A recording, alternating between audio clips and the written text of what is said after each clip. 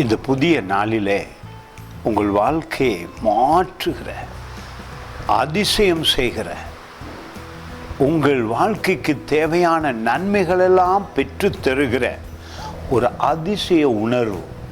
நாங்கள் உணர்ச்சியில் வாழும் கிறிஸ்தவர்களாய் இராமல் விசுவசித்து வாழ்கிறவர்களாய் இருக்க நாம் அழைக்கப்பட்டிருக்கிறோம்.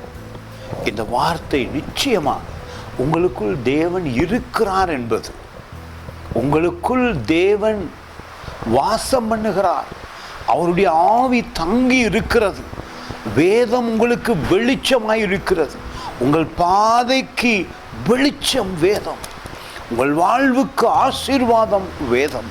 பாருங்கள், இந்த வார்த்தை மிக ஆசீர்வாதமாய் இருக்கிறது.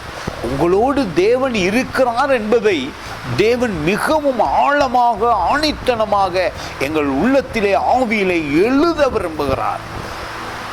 1வது அதிகாரம் மத்தேயு புத்தகத்திலே 23வது வசனம். அவன் இதோ ஒரு கன்னிகை கர்ப்பவதியாகி ஒரு குமாரனை பெறுவாள், அவருக்கு இம்மானுவேல் என்று பெயர் இடுவார்கள் என்று சொன்னான்.